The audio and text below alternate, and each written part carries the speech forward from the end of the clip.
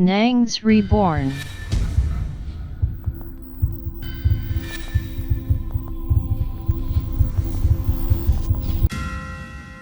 Wow! Bonjour les bonnes, comment allez-vous? Si vous allez bien, c'est extraordinaire. Aujourd'hui, nous nous retrouvons pour une vidéo vraiment qui m'a beaucoup surpris, ça m'a beaucoup choqué. Il y a une jeune soeur qui était musulmane, vous voyez non? Et un jour, comme ça, elle a prié Jésus, elle a crié à Jésus, quelque chose s'est passé.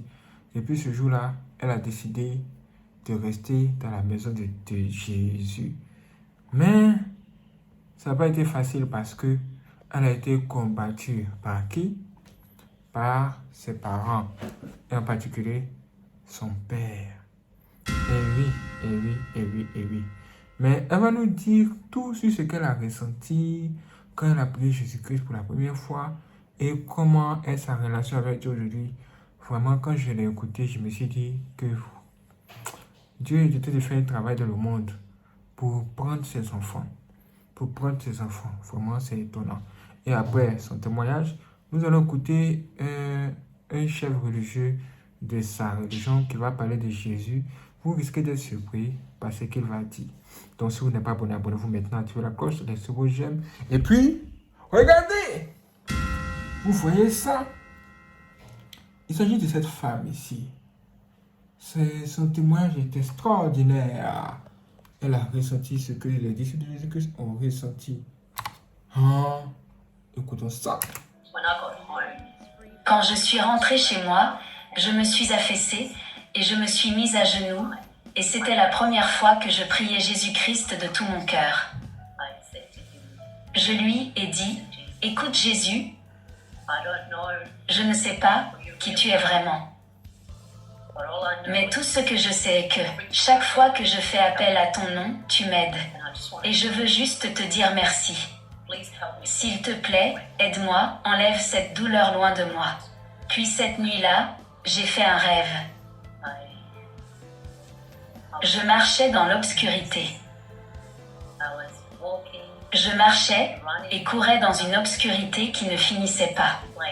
J'étais dans cet endroit où il faisait complètement sombre, qui va sans fin. Complètement sombre. Et comme je courais et que ça ne finissait pas, j'ai commencé à crier. J'ai crié Jésus.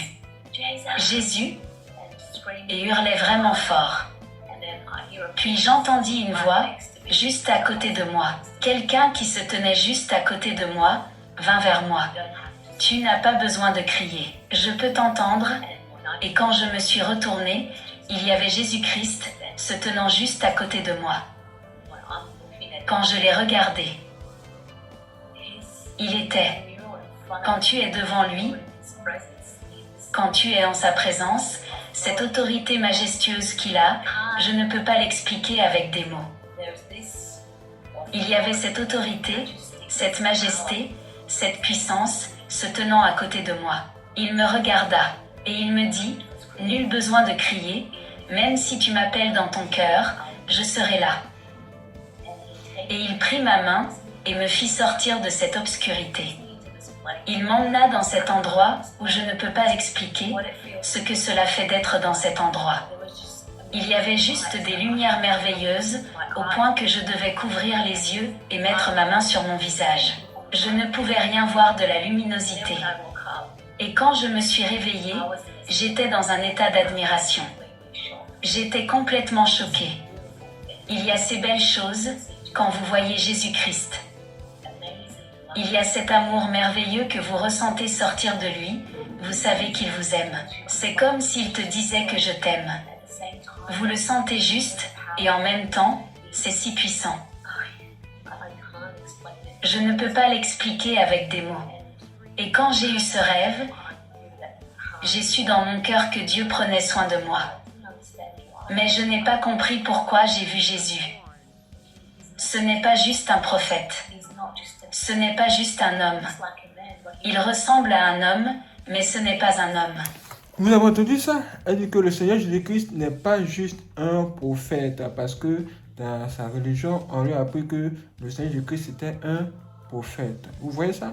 Il dit que non, elle dit que non, c'est plus qu'un prophète. Il y a quelque chose de différent qu'elle a vu, elle a ressenti. C'est un truc hors du commun. C'est incroyable ça. Écoutez ça encore. Je ne peux pas l'expliquer avec des mots. Et quand j'ai eu ce rêve, j'ai su dans mon cœur que Dieu prenait soin de moi. Mais je n'ai pas compris pourquoi j'ai vu Jésus. Ce n'est pas juste un prophète. Ce n'est pas juste un homme. Il ressemble à un homme, mais ce n'est pas un homme. Il est le Tout-Puissant. Je ne peux pas le mettre en mots. Et 2 jours après avoir eu cette vision de Jésus-Christ, mon père m'a appelé. Mon père était à l'étranger, en vacances. Il est revenu et j'ai reçu un appel téléphonique de lui. Et papa me parlait au téléphone. Et à ce moment-là, je savais que je voulais appartenir à Jésus. Je voulais m'éloigner de tout. Il est mon Seigneur, et j'ai parlé à mon père au téléphone. J'avais vraiment très peur. Je ne savais pas comment le dire. Je ne savais pas comment lui dire, sans qu'il soit très fâché contre moi. Et donc, je ne savais même pas ce qu'il faisait à l'église. Je ne connaissais pas grand-chose du christianisme. Tout ce que j'ai dit à mon père, c'est « Papa, je suis allé à l'église parce que c'était la Pâque et parce que je voulais avoir du chocolat, parce que je supposais que les gens donneraient du chocolat, c'est la Pâque. » Et mon père est très très intelligent. Il m'a dit « Écoute ma chérie, je sais que tu es devenue chrétienne. C'est ok, je t'aime, peu importe ce que tu feras. Tu es ma fille, et je t'aime de tout mon cœur, et je te supporterai dans ton cheminement. » Puis il a sangloté, il a pleuré au téléphone. Wow. Puis il m'a dit « Je veux juste te voir, ma petite chérie. S'il te plaît, viens chez moi. Rencontrons-nous. Je veux te voir. Je veux te serrer dans mes bras. » Et mon cœur s'est brisé. Et je lui ai dit « D'accord papa, je viendrai te voir bientôt. » Mais est-ce que c'est réel ce qu'il est en train de dire? Est-ce qu'il est vraiment sincère? C'est là le problème va commencer. Écoutons ça! En raccrochant le téléphone avec mon père, j'ai senti une main puissante, un être puissant qui essayait de m'empêcher de partir. C'était comme une main sur ma poitrine qui me disait « Stop, ne va pas ». Et je ne savais pas si cela venait de Dieu ou si c'était autre chose. Je ne savais pas ce que c'était. Mais c'était si puissant, c'est comme si quelqu'un me disait « N'y va pas » et je me suis mise à genoux et j'ai pleuré. Je lui ai dit « Jésus, j'invoque ton nom. S'il te plaît, dis-moi, est-ce de toi? Es-tu en train de me dire de ne pas y aller? Es-tu en train de m'avertir? Ou est-ce juste mes propres pensées? Ou est-ce autre chose? S'il te plaît, dis-moi. » Cette nuit-là, j'ai fait un rêve. J'ai vu les funérailles de ma mère. J'ai vu que ma mère allait mourir. Puis j'ai vu mon père qui payait quelqu'un pour venir me décapiter. Oh, Seigneur Jésus, vous avez entendu ça? Waouh! Mais est-ce que son rêve est réel? Alors je peux l'en savoir plus. Quand je me suis réveillée le lendemain matin, je pensais que j'étais juste en train d'halluciner. Et je me suis apprêtée pour aller au travail. Et juste avant d'arriver au bureau, j'ai reçu un SMS. Maman est décédée. Waouh! Puis 2 jours plus tard, la police est venue chez moi. Et ils voulaient m'amener au poste de police. Ils m'ont dit, il y a des allégations de meurtre. Votre père a peut-être payé quelqu'un pour vous décapiter. Hein? Vous devez venir maintenant. Alors ils m'ont amené au poste de police, et là ils m'ont montré des déclarations sur la façon dont mon père avait prévu de me tuer, et cela correspondait exactement à mon rêve. Seigneur Jésus-Christ. Ça veut dire que depuis qu'elle a prié et qu'elle a rencontré Jésus-Christ dans un rêve, Dieu a commencé à lui parler dans les songes. Et tout ce elle voyait que des signes de la vie réelle confirmaient tout ce qu'elle voyait dans ses songes. Et même ce qu'elle vient de raconter, son père cherche à la tuer. Sérieux? C'est pourquoi je vous dis toujours, quand vous endormez et que vous voyez quelque chose dans vos rêves, vous mettez dans vos sommeils, dans vos songes, Ne pensez pas que c'est juste un rêve, ou bien c'est juste un film, ou bien quelque chose qui va passer. Faites très attention. C'est l'avenir que Dieu vous montre au travers des songes, comme Joseph de la Bible. Allez lire son histoire et vous allez comprendre que ce n'est pas de la blague. Même les sorciers sont au courant de ça. Et ils prennent très au sérieux les songes des gens, les rêves des gens. Mais que va-t-il se passer avec elle plus tard? Écoutons ça ensemble. Cela m'a heurté. C'était si dur, c'était si déchirant de cœur de savoir que ton propre père ferait quelque chose de pareil. Et j'ai pleuré. Et j'ai dit, Jésus, je veux juste te demander une faveur. Je m'en fiche s'ils vont me tuer, parce que je crois en toi, je m'en fiche. Je sais que tu es la bonne chose, et je sais combien tu m'aimes. Je veux juste te demander une faveur. Peux-tu, s'il te plaît, changer cela?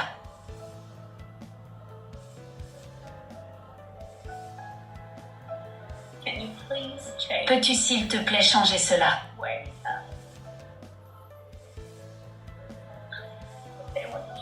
Quand il me tue, peux-tu me donner une mort paisible?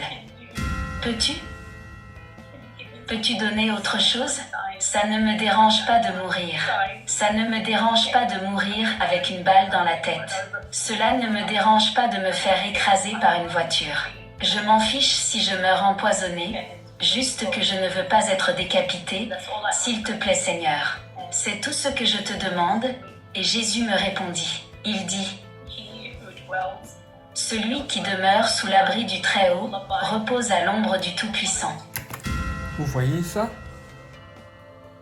Est-ce que vous avez entendu? Elle dit, Jésus-Christ m'a dit ceci. Celui qui demeure sous l'abri du Très-Haut repose à l'ombre du Tout-Puissant. Ça veut dire quoi? Elle parle avec Jésus sans intervention d'un pasteur. Est-ce que vous avez remarqué ça? Est-ce que vous avez remarqué? Sans intervention d'un homme de Dieu ou d'un guide religieux. Elle avait une conversation directe avec Jésus-Christ. Et c'était un cas sérieux. Moi-même qui vous parle, je suis passé par ça. Je suis passé par tout ça. Aujourd'hui, il y a une communication très extraordinaire qui est établie entre moi et Jésus, entre moi et Dieu maintenant. Mais c'était suite aux difficultés que j'ai traversées. Mes frères et sœurs, moi aussi, j'ai failli mourir. C'est Jésus-Christ qui m'a ramené à la vie. Quand vous demeurez sur l'abri du Très-Haut, vraiment, Dieu vous protège très efficacement. Et oui, regardez la sœur.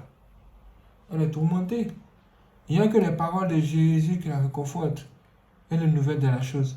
À qui va-t-elle se confier? Elle ne pouvait que parler à Jésus-Christ. Et elle le suppliait d'alléger sa souffrance. Je dis à l'Éternel, mon refuge et ma forteresse, et il te délivrera. Et ce soir-là, je devais faire un choix. Soit m'asseoir là et avoir vraiment peur et m'enfuir.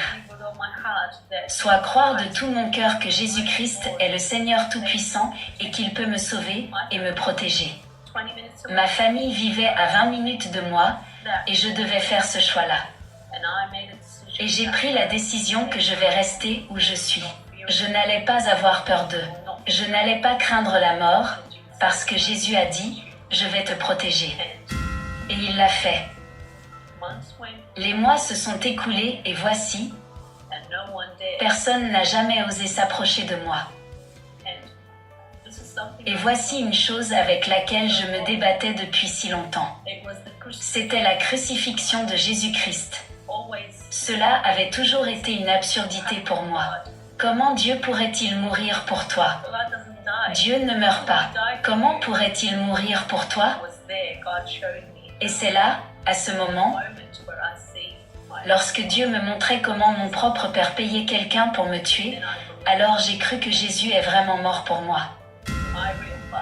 Est-ce que mon vrai père est mort pour moi? N'est-il pas celui qui essaie de me tuer? Je ne peux pas remercier Dieu assez pour tout ce qu'il a fait pour moi. Absolument, je ne peux pas absolument. Peu importe ce que je fais, je ne peux pas le remercier assez pour ce qu'il a fait. Il m'a appris quelque chose. Il m'a appris à lui faire confiance. Et si vous faites vraiment, vraiment confiance à Dieu, vous lui faites plaisir. Et peu importe qui vous êtes, peu importe d'où vous venez, peu importe à quel point vous avez fait du mal dans le passé, au moment où vous invoquez Jésus-Christ, il est là. Ce qu'elle a dit, c'est vraiment très, très, très important. Le Seigneur Jésus-Christ ne va pas vous juger. En tout cas, tant que vous êtes en vie seulement sur la terre ici et que vous n'êtes pas mort, tant que vous êtes vivant, lui, il ne va pas regarder à tous vos péchés. Quand vous allez l'appeler, il va venir vers vous. Il va vous poser la question, mais pourquoi m'as-tu appelé? Si vous vous repentez et que vous pleurez devant lui et que vous lui demandez vraiment pardon pour tous vos péchés, automatiquement, il vous accepte. Parce que vous fuyez votre ancienne vie. Vous fuyez le péché, c'est-à-dire vous fuyez le diable pour venir dans la lumière, dans sa maison. Donc, il va vous accepter automatiquement. Il ne rejette personne. Son cœur est très bon. Il a un très bon cœur. Est-ce que vous avez déjà vu un homme avec un bon cœur? Un homme qui aime l'homme, qui donne, qui aide facilement, qui pardonne facilement, qui ne se fâche jamais. Dieu est 10 milliards de fois mieux que cette personne. Jésus-Christ a un cœur vraiment très très bon comme ça. Il accueille tout le monde. Il est aimable. Ne dites pas, ah j'ai trop péché, mon vêtement est trop sale. Non. Dieu vous aime. Venez à lui, priez. Répentez-vous chaque jour. Demandez pardon à Dieu et changez de vie. Dieu va vous accepter. Écoutons notre sœur. Il ne se soucie pas de combien. Combien de péchés vous avez commis, ou à quel point vous êtes mauvais, ou quel genre de personne vous êtes. Au moment où vous vous tournez vers lui et dites Jésus, viens à mon secours, il est fidèle et il vous aidera. Je prie que Dieu vous bénisse tous et je prie que chacun d'entre vous fasse l'expérience de l'amour du Dieu vivant, car c'est la meilleure chose qui soit. Que Dieu vous bénisse tous. Dieu est réel, mes frères et sœurs. Maintenant, nous allons écouter un guide religieux qui est, bien entendu, qui semblerait être un musulman apparemment. Le monsieur va dire des choses sur Jésus-Christ. Des choses qui m'ont étonné un peu. Regarde vers. Écoutons-le très très bien. Écoutons-le très attentivement. I think many people don't realize that you cannot be a Muslim if you do not believe in Jesus. Il dit qu'il pense que beaucoup de gens n'arrivent pas à réaliser que vous ne pouvez pas être un musulman si vous ne croyez pas en Jésus. May peace be on him. And I think many people don't realize that you cannot be called a true believer if you don't love Jesus. May peace be on him. Il dit clairement que vous ne pouvez pas dire que vous êtes un vrai croyant si vous ne croyez pas en Jésus-Christ et que bon, vous ne l'aimez pas. And his mother, the Virgin Mary, may peace be upon her.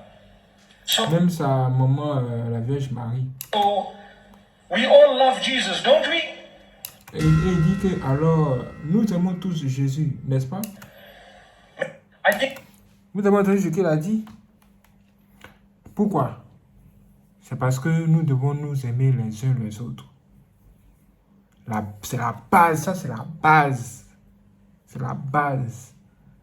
Et c'est la réalité qu'il est en train de dire. many people don't realize that you cannot be a Muslim if you do not believe in Jesus. May peace be on him. And I think many people don't realize that you cannot be called a true believer if you don't love Jesus. May peace be on him. And his mother, the Virgin Mary, may peace be upon her. So, we all love Jesus, don't we? Vraiment, mes frères et sœurs, il ne faudrait pas que je vous montre Jésus est réel. Pas de la blague, c'est pas on dit, c'est vrai, il existe. Ce n'est pas juste un prophète. On dit, oh, c'est un prophète, il est passé, il a fait son temps, il est parti. Non, hein? C'est le prophète des prophètes, lui là, son nom là. Quand vous êtes en difficulté, quand vous êtes face à la mort, ça peut vous ramener à la vie. Quand les sorciers vous poursuivent, et vous savez que vous n'avez aucun recours, et que même le nom de vos parents ne peuvent pas vous sauver, quand vous créez le nom de Jésus-Christ, ça vous aide à sortir d'une telle situation d'impasse. Mes frères et sœurs, ce n'est pas de la blague. Le témoignage de cette sœur m'a vraiment touché. C'est réel. Si vous pensez que donner sa vie à Jésus-Christ, ça veut dire aller à l'église, aller se confier au pasteur, ce n'est plus ça. Nous sommes en 2022. Dieu visite chacun de nous. De la manière toi-même tu te parles. Souvent toi-même tu te conseilles là. C'est comme ça Dieu va te visiter et il va te parler dans ta tête. Comme si toi-même tu étais ton propre pasteur ou même ton propre guide religieux. Et la jeune sœur, elle recevait des messages de Dieu. Et elle y croyait et elle voyait des signes. Je profite de cette belle opportunité pour vous dire que ne négligez jamais ce que vous voyez dans vos sommeils. Si vous voyez quelque chose dans votre sommeil, ne négligez jamais. La plupart des choses que je vois dans mon sommeil, dans mes rêves, dans mes songes, se réalisent. Depuis maintenant plus de 10 ans, ça se passe comme ça dans ma vie. C'est devenu normal pour moi maintenant. C'est pas de la blague. Quand vous ne sortez jamais de votre maison sans avoir lu la Bible. Ne vous endormez jamais sans avoir aussi lu la Bible. Vous pouvez ouvrir la Bible au hasard, pointer vos doigts quelque part, où ça tombe, vous commencez à lire. Il y a un message pour vous là. Dieu est vivant, mes frères et sœurs. Dieu est réel, c'est pas on dit. C'est pas de la blague. Confiez-vous à Jésus-Christ. Dans votre chambre, dites Seigneur Jésus-Christ, je viens vers toi, pardonne-moi mes péchés. Commencez par vous repentir et demander pardon pour vos péchés. Dès que vous commencez par là, automatiquement Dieu vient vers vous. Jésus vient vers vous. Parce que l'abandon du péché est égal à se rapprocher de Dieu. C'est le seul moyen, c'est la seule porte par laquelle vous pouvez passer pour croiser Dieu. Donc commencez par vous repentir. Sincèrement, ceux dans votre cœur, ceux dans votre chambre. Et Dieu va vous visiter. Peu importe les situations que vous traversez, Dieu va vous aider à les surmonter. Mais ça ne sera pas facile. Je le répète. Vous serez persécuté par beaucoup de personnes. Mais ça peut être toute votre famille. Vous risquez d'être seul. Comme Joseph. Joseph, il avait plusieurs frères. Plus de 10 frères. On nous dit même 11 frères. Il a été persécuté, il a été combattu. Mais comme Dieu avait sa main sur lui là, vous avez vu ce que Dieu a fait après, non? Dieu l'a quitté petit à petit dans les difficultés jusqu'à il arrive là où il devait arriver. Nous tous, nous sommes en train de passer par là. En tout cas, moi, c'est le chemin sur lequel je me suis retrouvé. Je me suis retrouvé sur un chemin difficile. Je ne peux pas aller chez le diable, c'est impossible. Le diable est derrière me poursuit, je suis obligé de courir. Et puis je cours, je vais dans la main de qui? Dans la main de mon papa. Mon papa c'est qui? Mon papa c'est Dieu. Mon papa c'est Jésus. Il se trouve devant, je dois avancer, je dois continuer à avancer. Je ne peux pas reculer. Je dois continuer à avancer. Bien qu'il y ait les guerres, les combats, les attaques, les injures, les insultes. Je m'en fous. Moi, tout ce qui m'intéresse, ce n'est pas de trop bavarder ou trop réfléchir. Dieu me dit avance.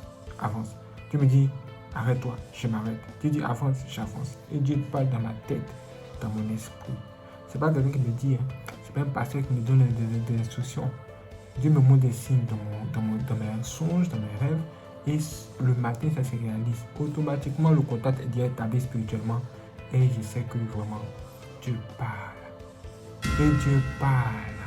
Et quand vous êtes connecté à Dieu, il peut même utiliser les choses les plus simples pour vous parler. Comme quoi? Comme les choses de la télévision, les films. Vous pouvez regarder un film, juste un simple film.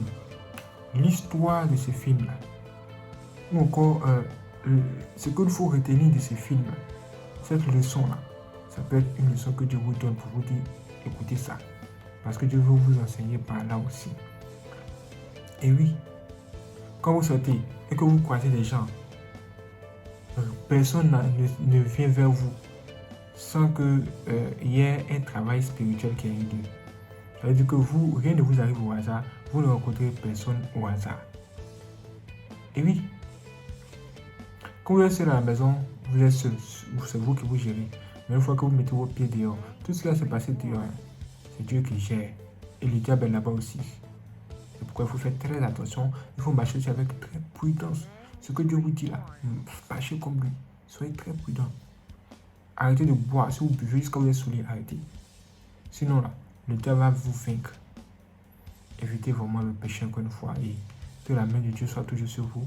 Que Dieu continue à faire ce travail de sauvetage des enfants, des gens, peu importe où vous vous trouvez. Que Dieu vienne vous visiter là-bas, que sa main puissante descende sur vous là-bas pour vous tirer, pour vous amener sur le bon chemin. Le chemin que nous tous, nous sommes en train de suivre. C'est un chemin qui mène jusqu'à la montagne, la lumière. Mais pour pouvoir monter la montagne, c'est dur, hein? Ça sera dur. C'est pourquoi il dit que ça sera dur. Vous savez combattre, mais vous devez regarder devant, pas derrière, regardez devant. Si vous avez abandonné votre vie avec le Seigneur, la prière, et que vous êtes dans les histoires, des choses qui ne glorifient pas Dieu, c'est le moment de changer de position. Je veux dire changer de position. Donc, parce que tant que vous êtes en vie, hein, il y a toujours de l'espoir. Il y a toujours une possibilité d'entrer au paradis. Tant que vous êtes en vie seulement. Parce que c'est la mort qui crée les problèmes. Dieu n'est pas le Dieu des morts, il est le Dieu des vivants. Il peut vous pardonner, peu importe ce que vous avez fait pendant que vous êtes en vie. Il peut vous pardonner. Mais soyez sincères et décidez d'abandonner cela. Ne revenez plus en arrière. Avancez. Ne reculez jamais. Que Dieu vous bénisse, frères et sœurs. J'espère que vous avez compris. Si vous avez des questions, posez-moi toutes vos questions en commentaire. Regardez les vidéos qui vont venir. Je continue le travail. Soyez prêts. Que Dieu ait la main sur nous tous. Waouh, c'est extraordinaire. Merci la frère et sœur d'avoir regardé cette vidéo. Si vous avez aimé, laissez tous les chaînes. N'hésitez pas aussi à la partager à vos amis. Et si vous voulez faire des dons pour soutenir Nias Coupon, vous pouvez le faire par virement bancaire. Dans la description se trouve un lien. Quand vous cliquez là-dessus, vous avez accès à toutes nos informations bancaires. Merci à toutes les personnes qui vont nous soutenir. Que Dieu vous bénisse. Mon nom complet c'est Nyongozaï Jean Williams. Et mon numéro de compte bancaire commence par 12 14 et se termine par 001. Merci d'avoir regardé cette vidéo. Je vous donne rendez-vous pour la prochaine vidéo sur Sciences Po. Soyez prêts. C'est parti.